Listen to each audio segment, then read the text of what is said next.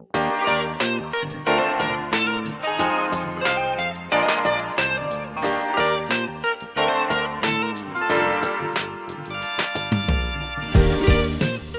and welcome to the second episode of Developers Den podcast, where we talk about everything to do with games industry, but from the eye of a game developer. My name is Siavash, aka Rainy, and joining me today is our co-host, Sydney.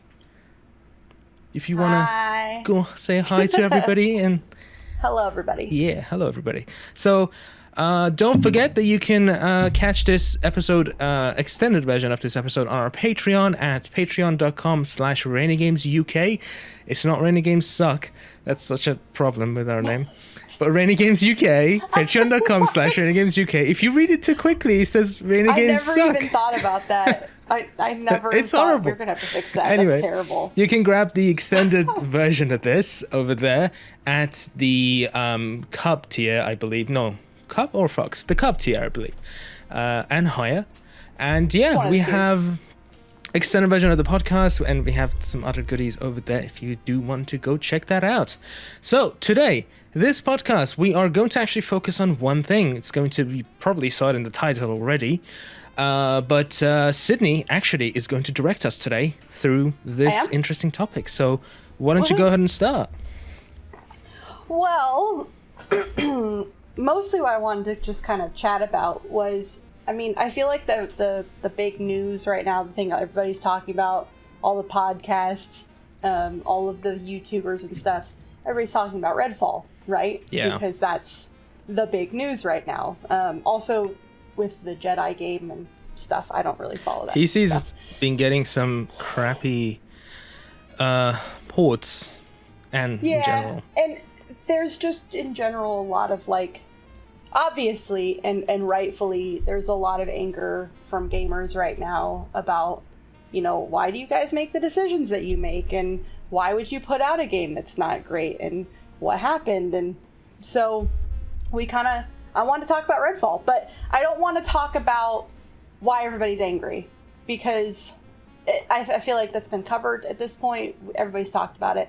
What I want to talk about is like expectations of players and how they've changed over time and why they've changed. And I kind of wanted to talk about something that I mentioned to you earlier was like, we always talk about like the good old days, you know, of gaming. We talk about, you know, the good Xbox 360 days, and like back when Halo was like the thing that everybody was playing, and back when, you know, Assassin's Creed was good, back when Call of Duty was good. And so we like to talk about the good old days. What I kind of want to talk about is why do we talk about that stuff? What was good about that time period in gaming, and what are we not fulfilling anymore? Not we, because we're not AAA game designers, but what is the AAA gaming group, the industry, not delivering to gamers? Yeah, I don't know how much of it. Talk about. Yeah, I mean, I'm not going to get into the topic because we want to go through it one by one. But I don't know how much of that is actually on the games versus the gamers themselves. So, like, how much of our perspective, expectation, just the feeling towards video games has changed. And, you know, we are judging it through a completely different lens that we used to like 5, 10, 20 years ago. But why is that? Yeah. All right. Well, let's start with Redfall, and let's go through that, and so we don't lose our footing. First of all, I do want to recommend a very, very good video to go watch. In the Kind of Funny, what do they call it? Xcast? Yeah, in the Kind of Funny Xcast. They did have Phil Spencer on. Funny Games. Kind of Funny Games. Sorry, it's the Kind of Funny Games. Yeah, Kind of Funny Games. Like their podcast, their YouTube. This particular video is only on YouTube. It's not in their regular like podcast stuff. They pre-recorded it. Yep. But that's what you're talking about, right? Yeah, the one with Phil Spencer. Yeah. They had Phil Spencer on, and it was fantastic. It was very insightful. Good interview. I actually personally hope that they did go a bit more into the technical side of stuff, like game management and production timelines, and Unreal Engine being kind of difficult to work with in optimization. So I really hope somebody can grab Phil Spencer and do record that. But also, One day. I mean, I have a lot of respect for Phil Spencer for owning up to what happened to Redfall and just giving us insight as to why it even happened. So we're going to use that as a point of reference, but also kind of go through some other parts of in a more professional way, in a more technical way, as to why game production can fail like this, and why even the giants can get scores much lower than the mock scores that they used to get. Or even, I would say, especially the giants. And why, and the kind of pressure that they're under. Because they're and all that kind of. They're treated much differently from the indies. I mean, if we fail, it's a different ballgame. It's just part of the experience, and we move forward, and nobody really judges us as much unless it's a controversy. Yeah. Or I mean, even established indie studios, and I think that's something that you and I have definitely learned over the last year to year and a half in how much working even with a publisher changes your perspective on how a video game gets made. Yeah. Because when you sit down and you're like, okay, I want to make this game. It's going to be this, and it's going to have these things, and it's going to do this stuff. Okay, great. But that's just like saying, I'm going to open a restaurant. I know how to cook. Yeah. I've never run a restaurant before. I have no idea how to do it. I don't know how to run a business, but I'm going to do it anyway. And then a year later, you fail, you don't know why. So it's kind of the same mentality of, anybody can go and do it, but it's being successful. I feel like that and ignorance having the right tools of not knowing what game development entails is actually a bliss. Like, because I would be terrified of it if I knew what it would include at the start, because I just thought, but me and a bunch of people who are excited about the game, we get together and then put it together in 3 months. That was my expectation. And the thing is, there are so many success stories that it makes us little indie gamers be like, oh, they do they did it, outshine the failures though? In terms of, do you mean like, are there more of them? I'm saying there are less success stories, but absolutely, they are so much louder than the failures that you don't get to see those. We look at Stardew Valley. Right. One guy, 6 years. We look at Cuphead. 3 people who'd never animated anything in their life and had never even drawn that art style and had really no idea what they were doing. And they did it, and they've been insanely successful. So we see games that are super successful, and then we go, oh, well, it must be easy. But you don't really think about, okay, it took Eric Baroni 6 years, 4 years, however long. I think it was around 6-7 years, yeah. What did that time look like for him? It's really easy to kind of just summarize that as, oh yeah, it took a few years and he got it done and it was great. But like 4, 5, 6 years of what? It was 4.5 years actually. 4.5 years. Yeah. We don't know about his daily life. We don't know about the struggles that he went through. We don't know if it impacted his relationships. We don't know how it impacted his life. Like, we don't know. All we see is, oh, he was successful on the other side. So everything up to that point must have been worth it, right? And it is worth it. But anyway, I'm getting way off topic. This is almost like those, the meme of the painting or drawing tutorials where they tell you, oh yeah, draw a circle and then there's a proportion and then finish the painting. That's pretty much what you get out of it. Yeah. And the thing that I really got out of that interview with Phil Spencer is something that he said in terms of, he said they didn't really do as good a job as they should have touching in with Arcane, with the studio making the game, and making sure that they had all the resources that they had, and making sure that they got the oversight that they needed, and making sure they got the design input and all that stuff. And I think that was a comment that's probably going to go overlooked by a lot of people who watch the interview. But for people like you and I who have real experience with something like that, how important it is to have a really supportive publisher Should we actually give everyone a quick little catch up with what even happened to Redfall? Because some people might not be up to it. Yeah. Just in case I don't know. Just in case you haven't been... I don't want to say been living under a rock, but... up to date with the latest news on the games industry, in case essentially. You don't follow AAA game news like we do. There you go, yeah.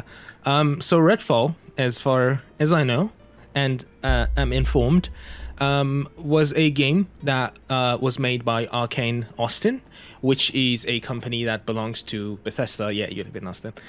Which is a company that belongs to Bethesda, which in terms belongs to Microsoft. Microsoft recently, well, I don't know if I can say recently because it was now a few years ago, recently acquired Bethesda, and in turn kind of Arcane Austin kind of came with it. So they have been working on Redfall. They were expecting a very, very good, successful game, but when it came out, it was really under fire. Yeah, it got really bad reviews in the 60s. They were expecting 80s, I think. A lot of people didn't like it. Not just for performance issues. They promised 60 frames, and the game was running much lower than that. For design reasons as well. People just generally didn't like the game, or didn't like the visuals of it, or didn't like the design, map design of it.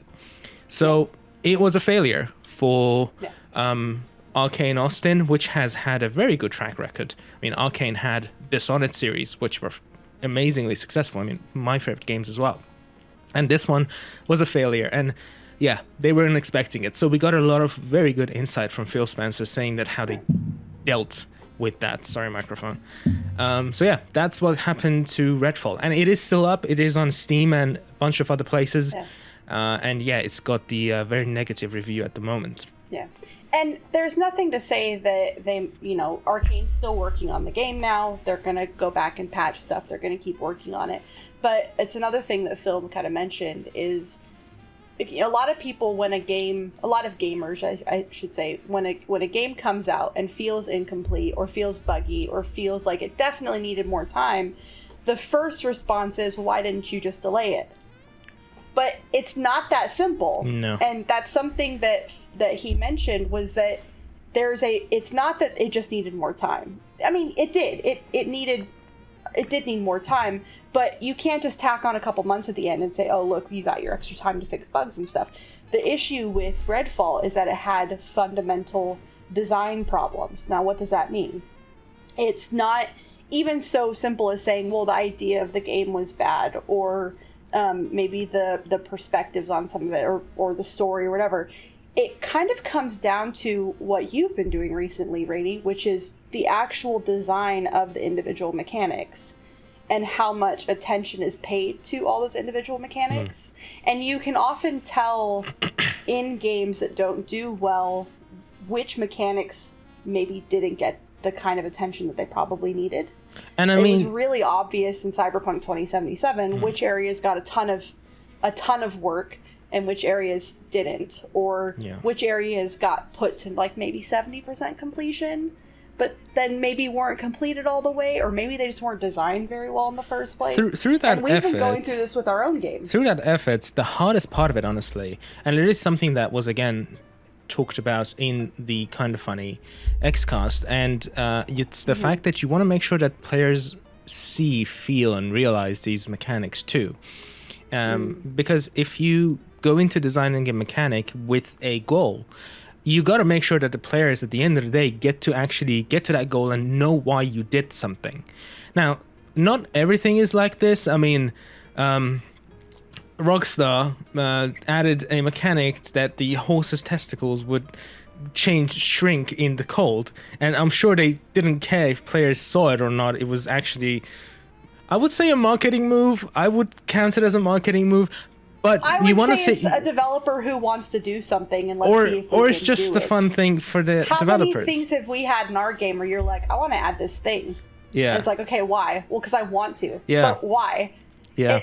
Because I want to. I'm a creative person and I want to do this thing. And that's really what it comes down to, is all those lines that get drawn between the creative, you in this case, the producer, me in this case, the business managers, so in this case our publisher, and how all of those things work together. Yeah. And there are lines that have to be drawn on the creator, and there are lines that need to be crossed on the side of the producer and the business people of, okay, do we give an extra $1,000 to make a mini game that maybe will make the player happy? Like, there's all these decisions that take place, so it's not as simple as just going, the design wasn't good for Redfall. It's not that simple.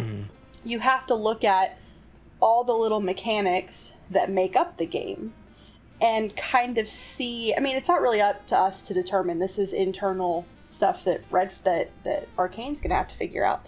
But like, what mechanics didn't work? Which ones did they not pay enough attention to?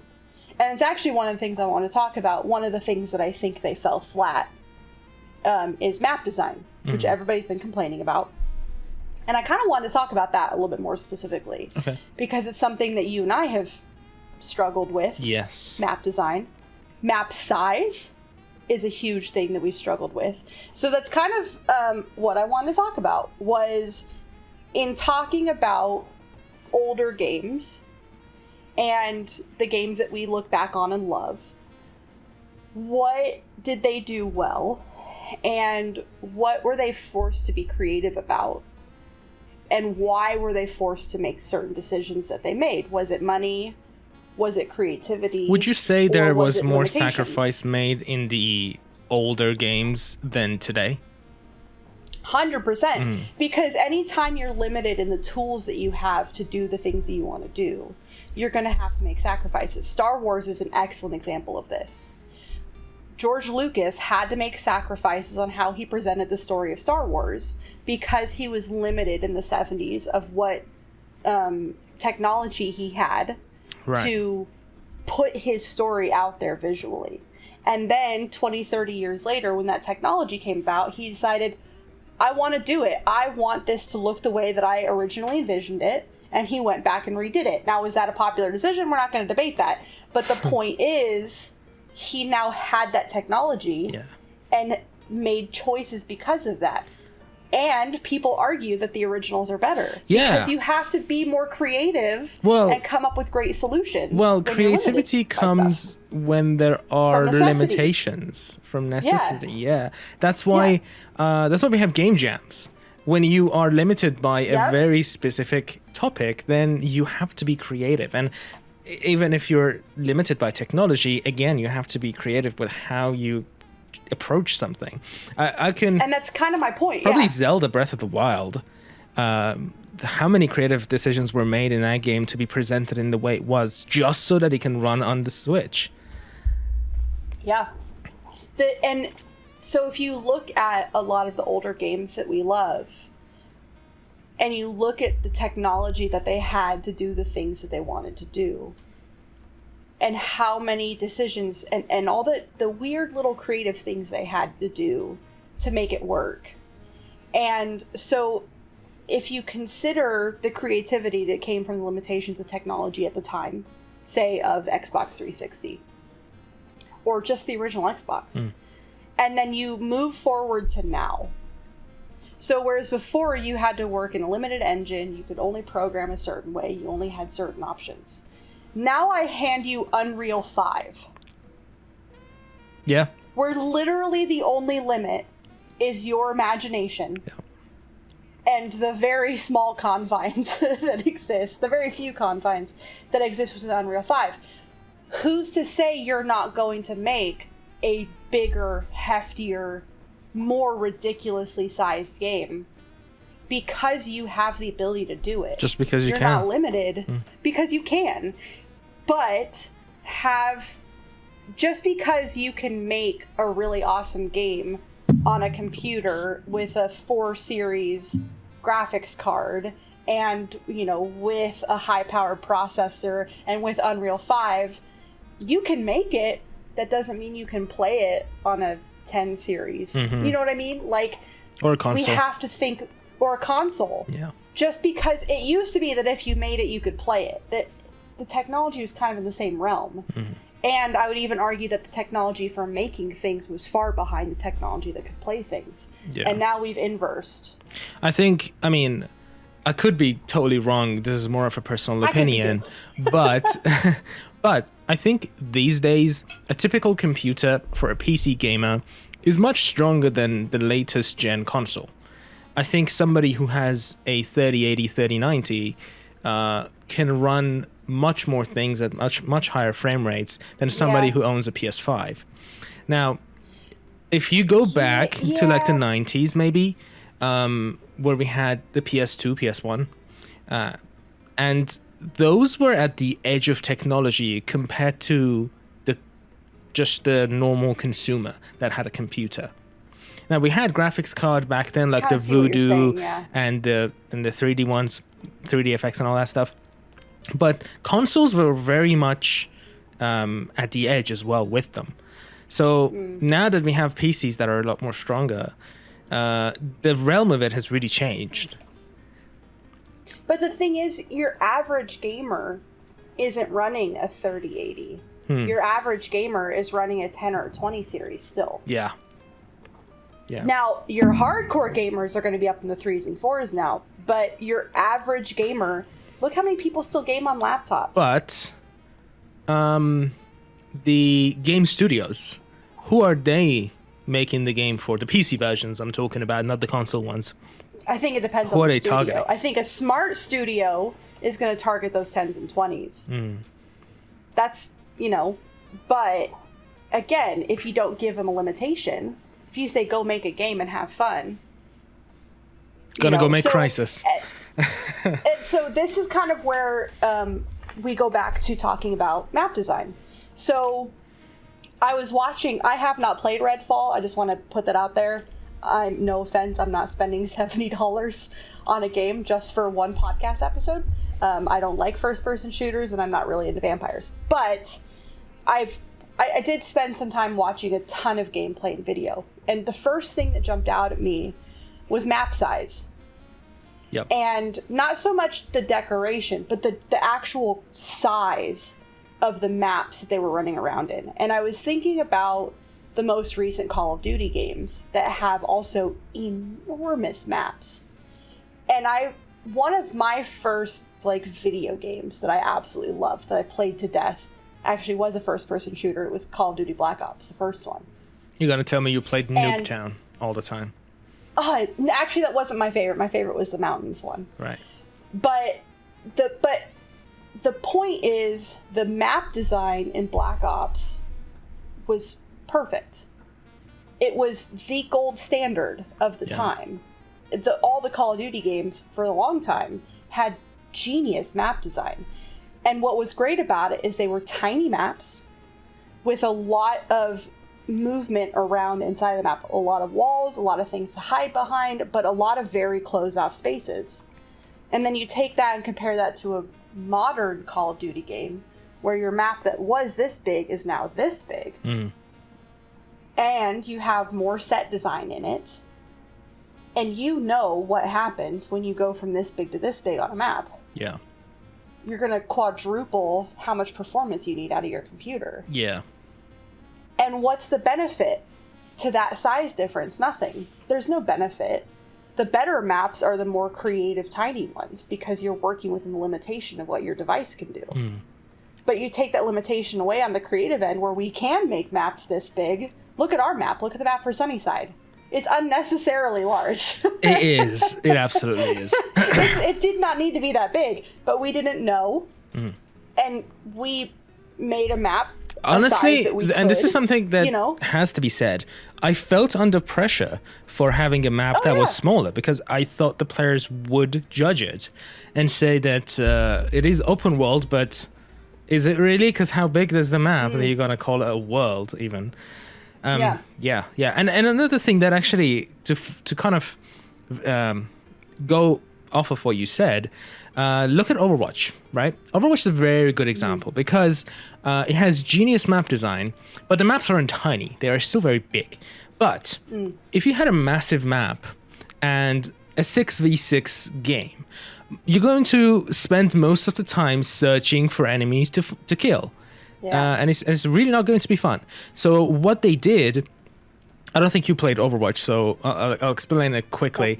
There are two main game modes in the game. One of them they pretty much removed, but it was around through Overwatch 1, so I'll say that as well.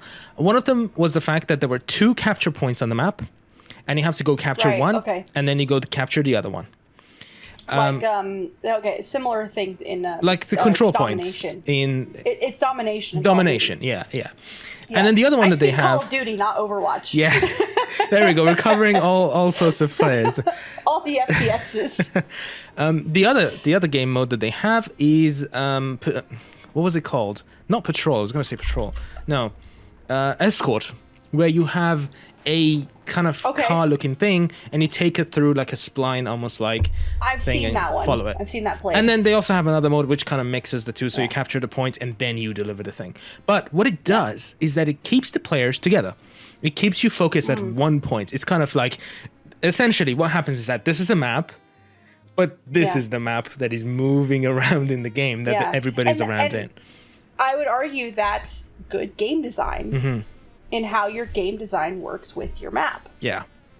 And how the two work with each other. That works really well, exactly, because you're utilizing it's constantly changing the obstacles. It's constantly changing what you can utilize in the environment. If you have a high point that you can snipe from, 5 minutes later, you can't use that because everybody's over there on the map, and you have to kind of adapt and change. Call of Duty works the same way in that the map design is put together in a way that the designers know which points you can use, where the thoroughfares are going to be, because there are thoroughfares in Call of Duty maps where it's like, here's the major point that everybody passes through, here's where you can kind of hang out, here's where you run to find people.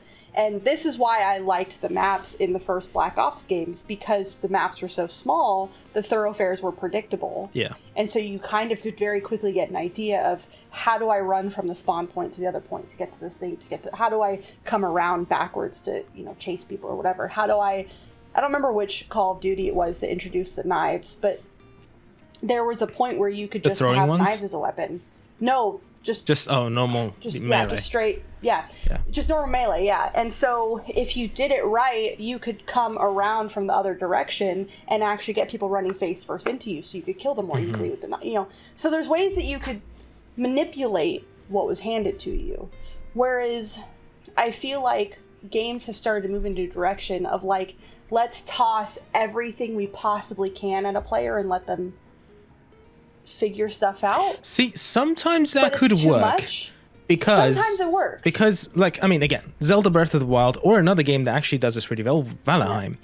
You have Valheim, a lot of things that you can utilize. And the thing is, and this is actually really fun game design, I would love to make a game like this one day, where the developers don't know how you're going to approach and take the game either. Because they just gave you some tools we did SunnySide. And kind of let you go. Kind of like Minecraft. That's how we've done SunnySide. Yeah. But the difference is at least with the build mode, I would say. And with the farming, but we went into it with, here's the system, here's all the tools we can give the player. It was purposeful. And we designed it with that intention in mind.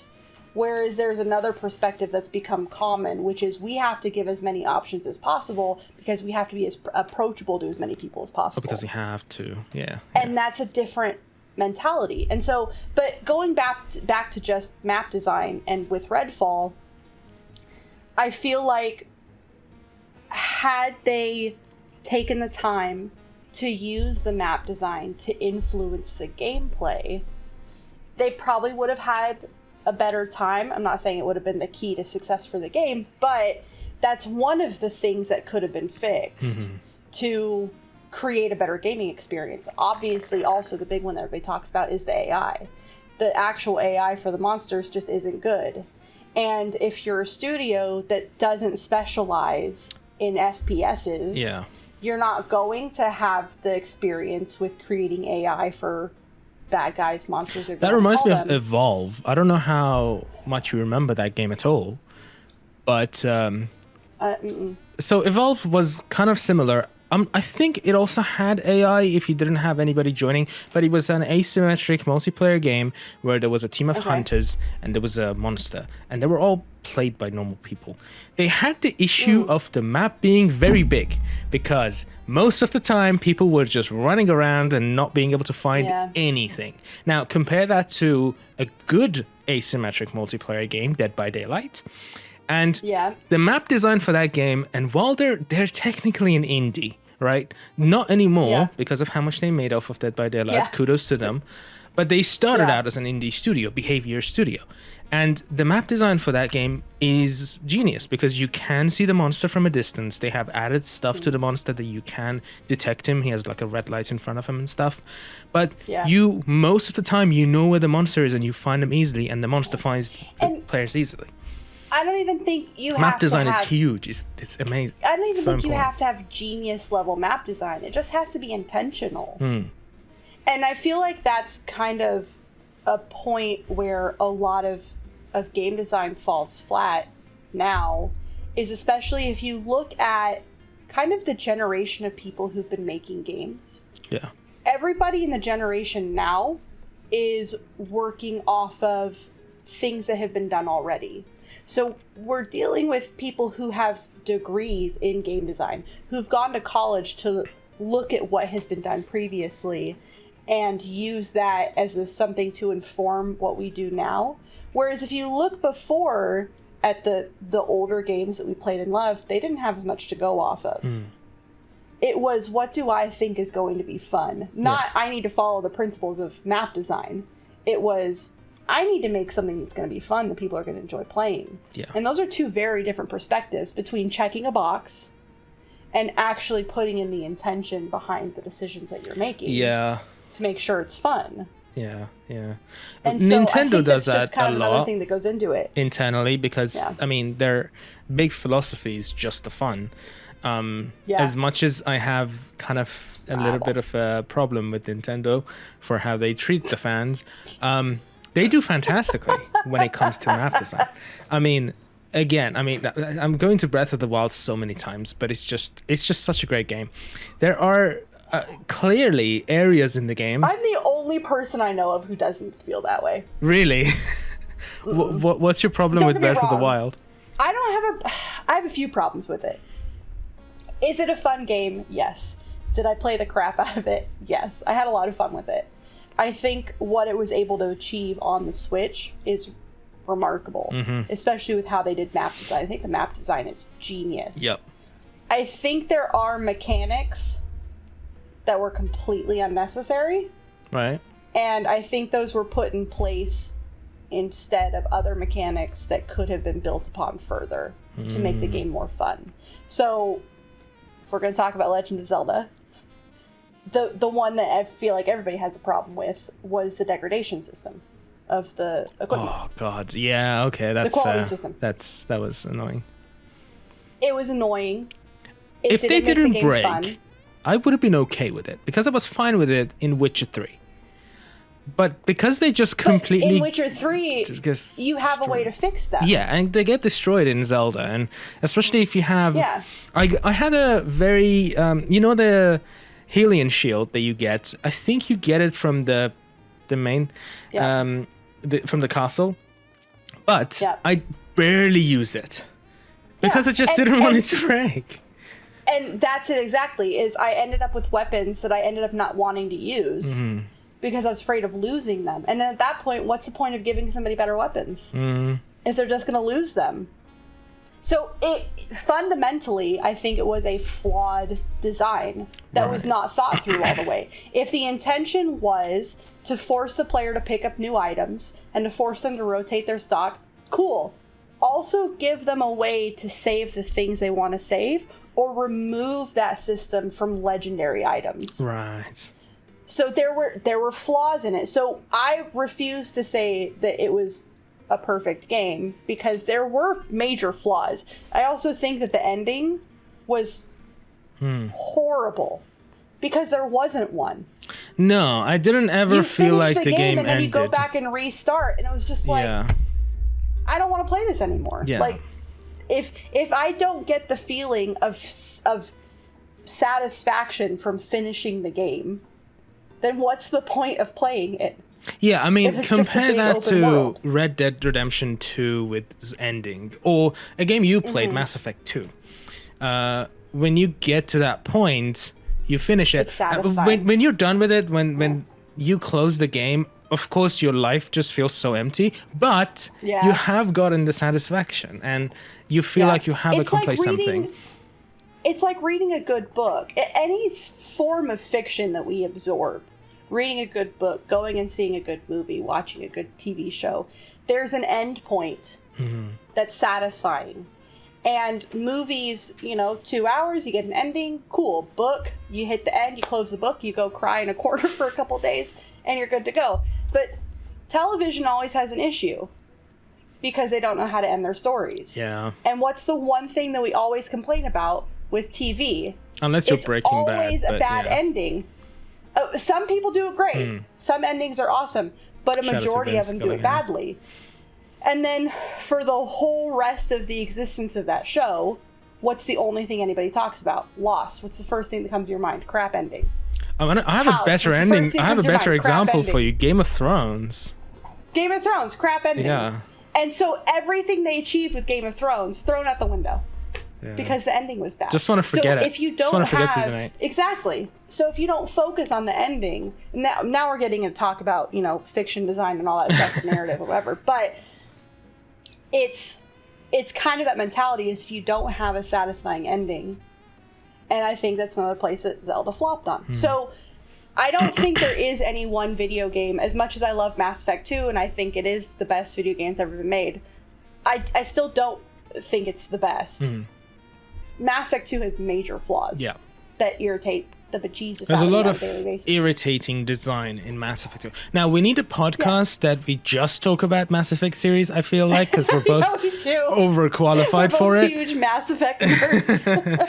Actually, I want to take us back to a point you mentioned earlier. So you said we always, whenever we kind of think back on the games we used to play 15 years ago, 10 years ago, and on older consoles, and we just see them as these amazing classics, and we just enjoyed all of it. And these days, today, it seems like there are a lot more disappointment than there used to be.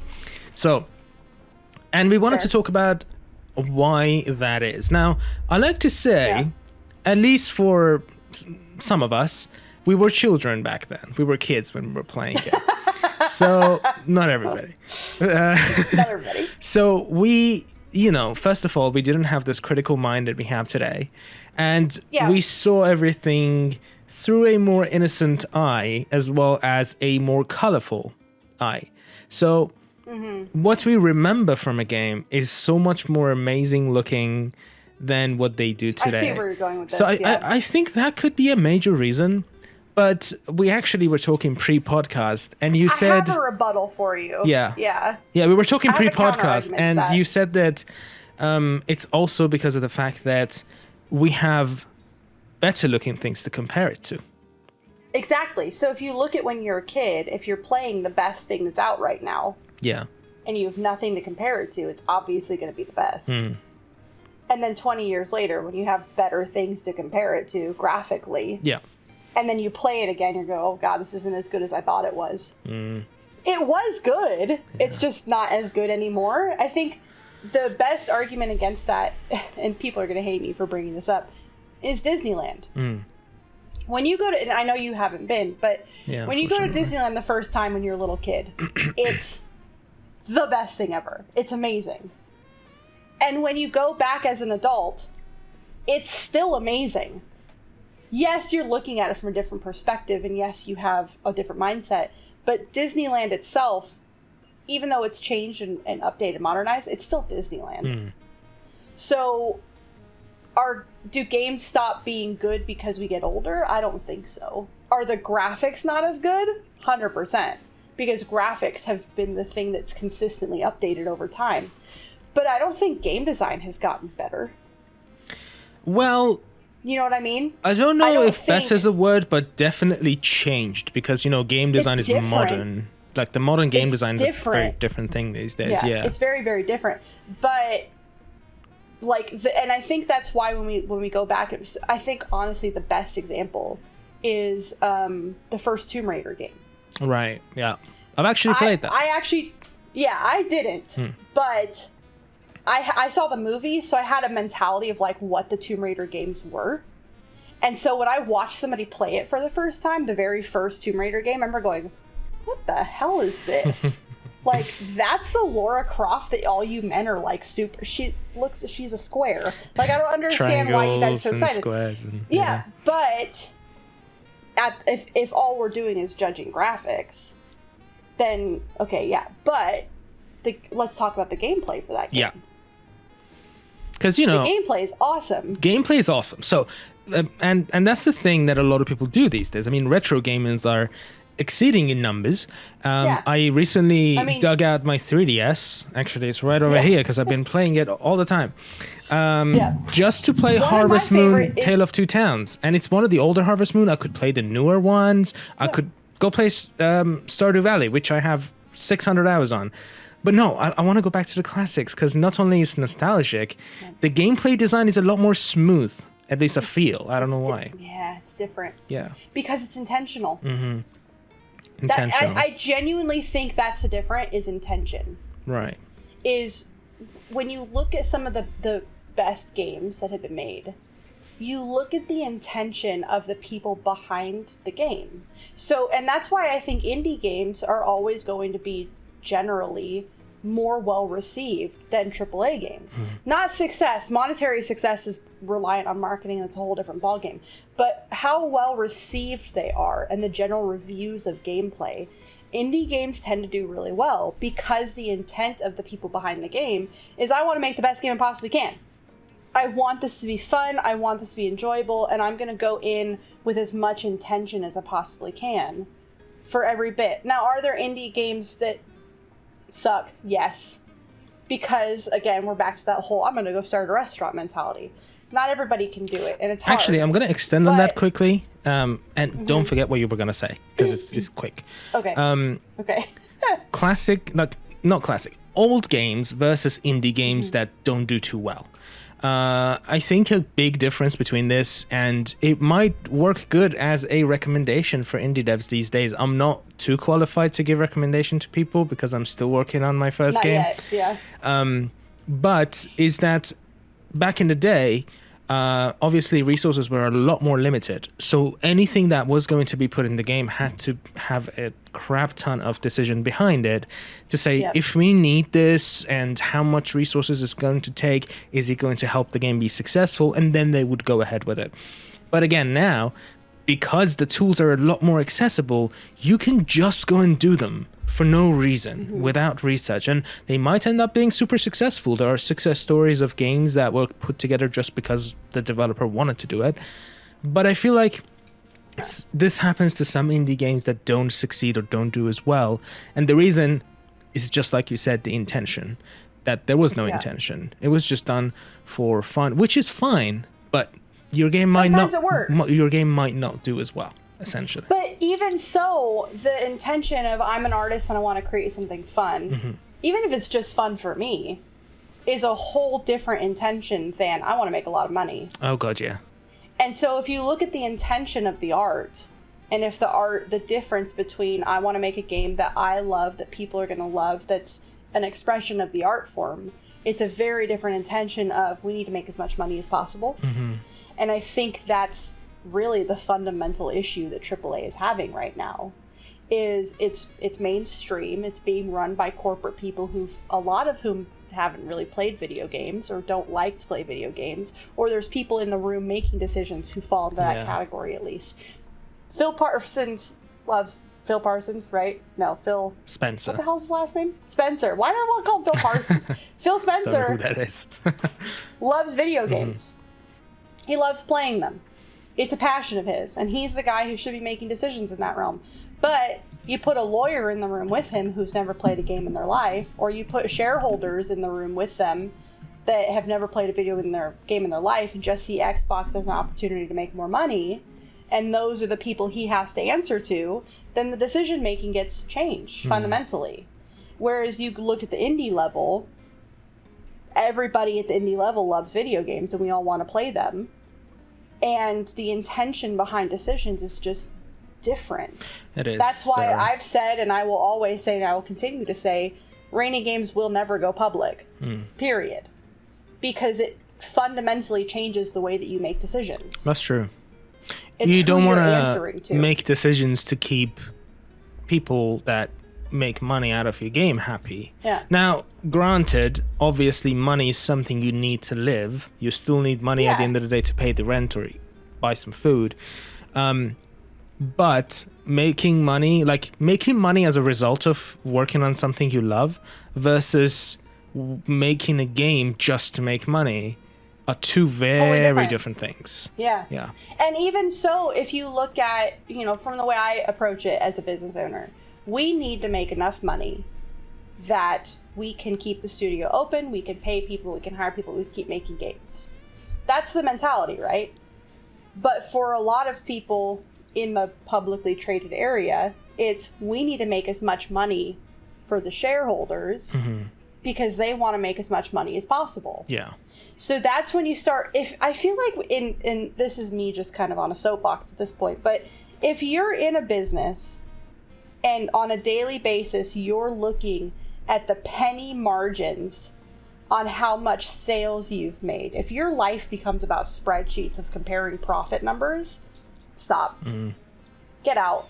You're not doing it for the right reasons anymore. No. If it's all about, we need to grow constantly because we need to constantly be making as much money as possible to make people stop. And I'll say with confidence that if you focus on the game being fun, if you focus on just making a good game at the end of the day, the money will come. If you look at all of these stories that are out there, none of these people made the game for the money. But if Stardew Valley definitely made a crap ton of money, and if Eric Baroni goes and buys a Lamborghini, awesome, great, good for you, man. Cool. You deserve it, absolutely. But he didn't make Stardew Valley for that Lamborghini. No.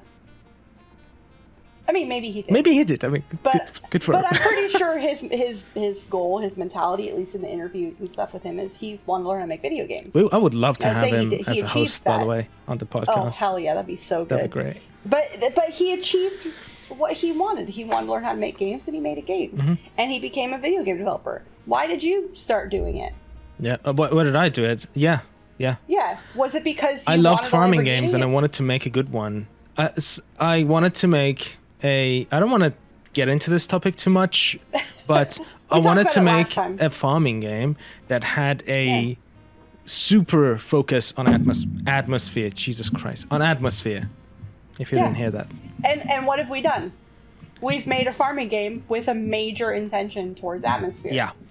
I never forget the amazing reaction of people when they saw thunder in our game for the first time. That was the best thing ever. Literally one of my favorite. Yeah. If you guys haven't seen this video that we did, God, over a year ago now, when the alpha for SunnySide first came out, on day 11 in the game, there was a thunderstorm.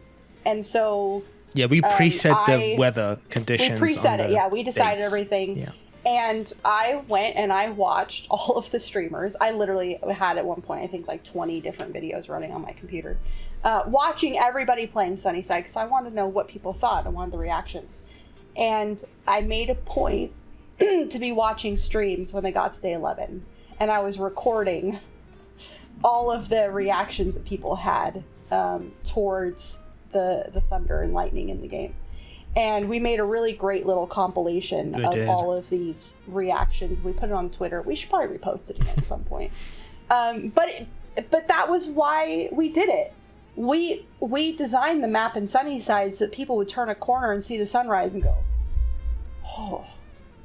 That was our intention for the game. So again, if we go back and look at Redfall, what was the design intention for the game? And if as a player you can't answer that question, then I feel like the developers didn't do their job. Yeah, that's I'd say that's a good merit to check that. Yeah. If you can't automatically tell the intention of the artist in the UI design, if you can't figure out the intention in the way movement happens on a map, if you can't figure out the intention of how a boss makes you feel when you first see them, if you don't feel any of that as the player, then there was no intention there. You know what I mean? It's kind of like, this is something that I joke about with Kevin, who's my other half. I watch a lot of Corridor Crew. Shout out to Corridor Crew. I love them. They're amazing. They're amazing. And really, if you guys don't follow them, go watch them because they're awesome.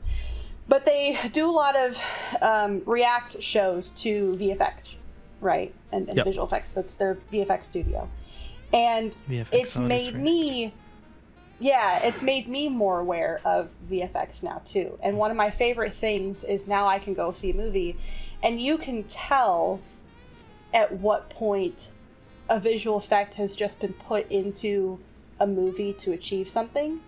And you can tell when it's been put in because they want to flex their ability. Yeah. So you Same go in look at games. Yeah, and it's the exact same in games, is we'll put stuff in because we're flexing. We want you to experience this. We want to show you this cool thing that we can do. Avatar, The Way of Water, that whole movie is a flex of VFX. How water can interact with other 3D objects. Yeah. That's it. Did they have to do it that way? No. But they're flexing. If you look at all the John Wick movies are flex for stuntmen. That's it. It's a flex movie series for stunt choreography. Wonder how many stuntmen can use John Wick story. as John Wick. John Wick. John Wick as their portfolio, just because of how many scenes there are in it. But have you seen the new one? No, not the new one. Okay. I've only seen the first one actually. I don't want to spoil it too much. If anybody hasn't go see the newest John Wick movie, it's amazing. But there is a scene where it's like you can almost hear the guys in a room talking about like this scene that they're gonna do, and it's like, okay, we want to have like a car hit. Okay, we want to have a guy hit by a car. Well, what's better than that? How can we make that better? Well, let's do like 5 of them. Okay, but like, how can we make it even better? Let's do like 20 of them in a row on the Champs-Elysees, and everybody's driving. You've got all these. Like, how can we make this so ridiculous that anybody who's watching it knows that we put intention and effort behind this scene? And it's like that scene in The Dark Knight where the truck just goes up into the sky. That's a flex. That's an absolute flex. That is a flex shot. Did they have to shoot it that way? No. They could have. They didn't done have it to do anything with the the story, that truck, but they just did it. But they flex, and that's when good art happens. Is when an artist gets to be an artist. Yeah. That's why my like fallback phrase is let the artist art. Yeah. How many times have I said that about Cowardly? We have. I mean, if you go back to our game, we have a lot of art in the game that was absolutely not planned. It just happened. For instance, the chibis that we have for the characters that end up working as contact images, those did not. No, that was not the intention behind them. But the artist did it, and then we kind of gave it intention. We gave it an intent, and it ended up fitting that kind of mold perfectly. Yeah. Now there is a line to this.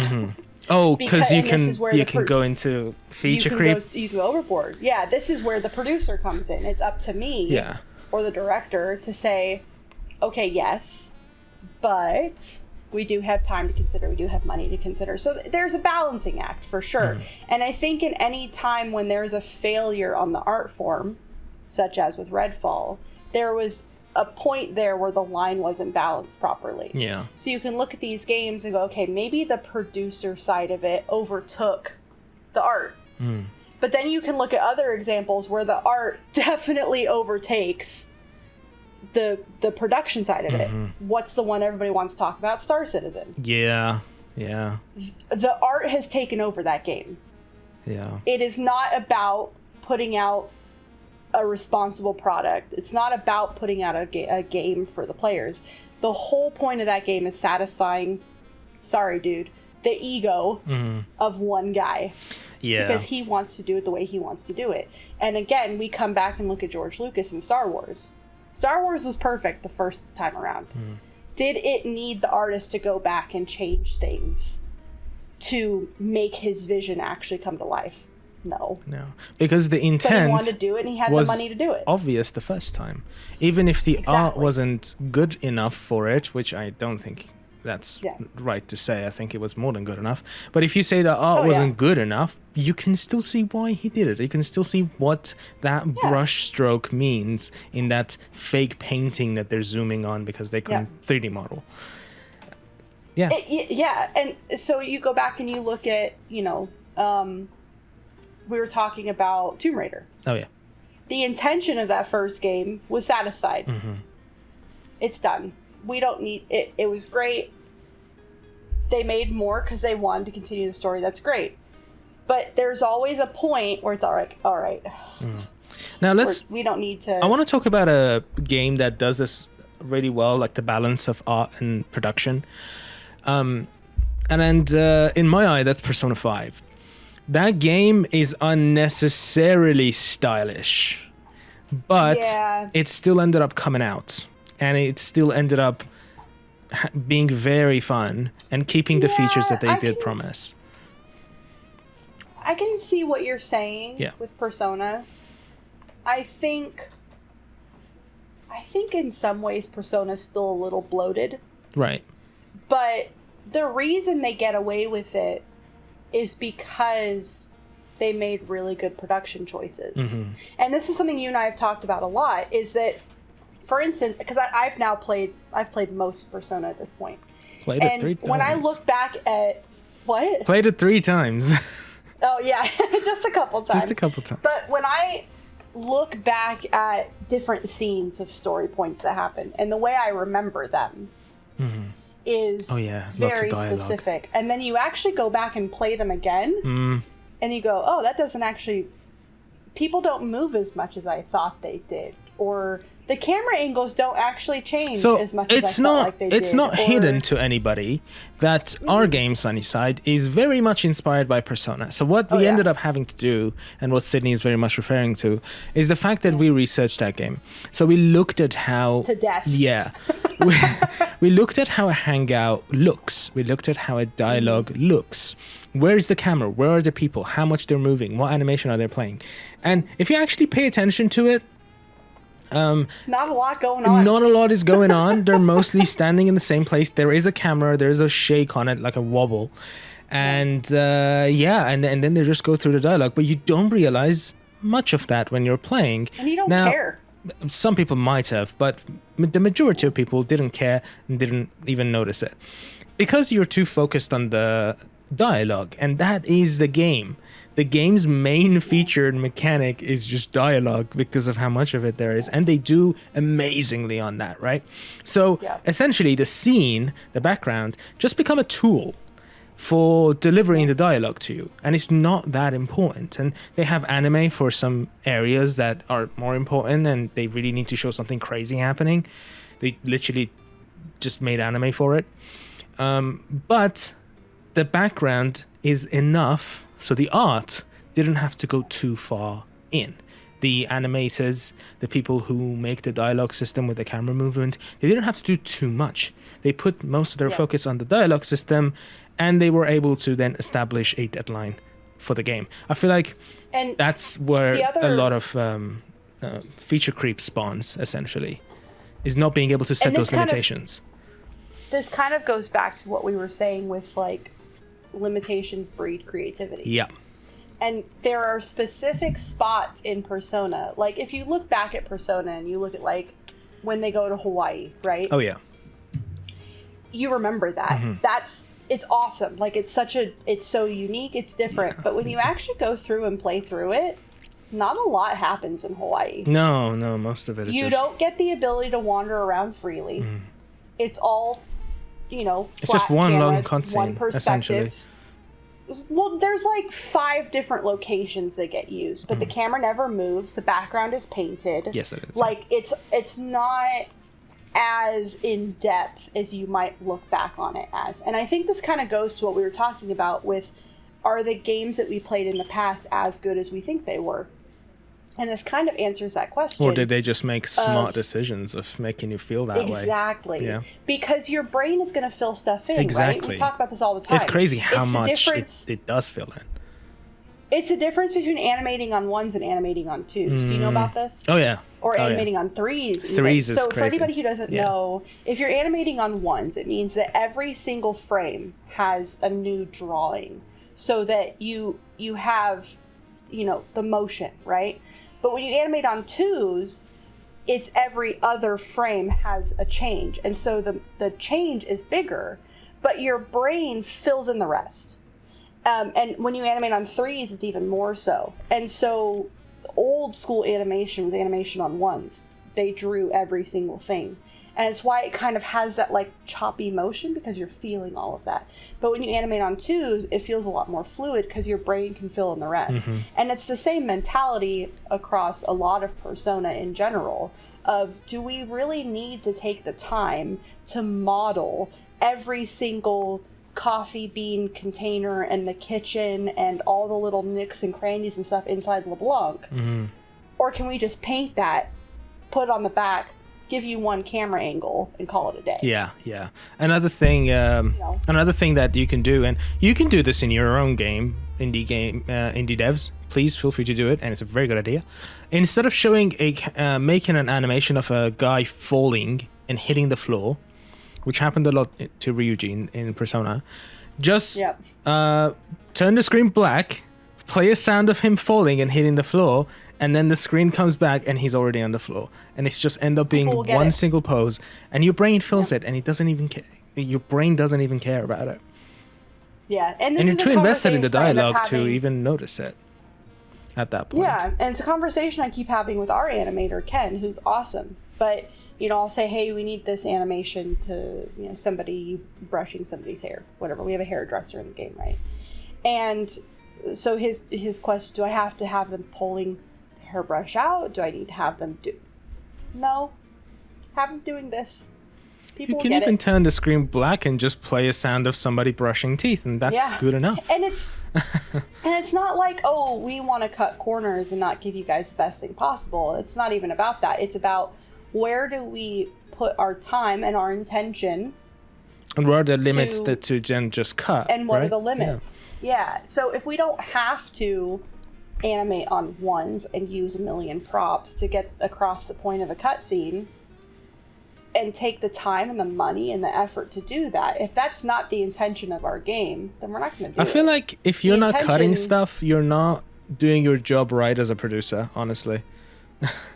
And I could be wrong. Actually, I'm not a producer. No. I'm just a director. So I wouldn't say cutting stuff. I think it's more about saying no before we get to that point. Saying no to excited stuff. And want to do it. Yeah. It's saying the job of a producer is saying no a lot. Because it's insanely easy to come up with ideas. Come up with ideas is the easiest thing you can do as a game dev. Coming up with good ideas a little bit more difficult, but then it's job of the producer to then see if that's viable for the game. Yep. All right, so you might have noticed that there was a little cut over there because I had to go to the toilet. But we have to end our podcast here. So thank you, everybody, for watching or listening to this episode of our newborn podcast. If you want to listen to more of these, we have it on Spotify called Developer Den's Podcast. We have it on Apple Podcast, as well as YouTube, where it has video. It actually has video on Spotify too, which is pretty cool. Really? Yeah, it has video cool. on Spotify. If you click on that little button. That's cool. Yeah. And good job, Spotify. If you like to support the podcast and the studio as a whole, we do have a page on Patreon. You can go to patreon.com/RainyGames UK. You can find us over there. And then we also have a Discord server. It's mostly devoted to SunnySide because that's our major project that we're working on right now. But it's for all RainyGames games that might come up in the future. Go to discordgg.gg/SunnySide. And we would like to change that one day, but way too many things are connected to it to be able to change that. We have a Twitter at twitter.com/RainyGames UK, as well as Play SunnySide. And thank you so much for listening, and thank you so much for watching. We will see you in the next episode. And we're actually going to move into our extended. So if you're not a Patreon backer with the extended stuff, you're going to miss everything we're about to talk about. Yeah. Sorry. Thank you for listening to us. We will see you in the next episode. Bye.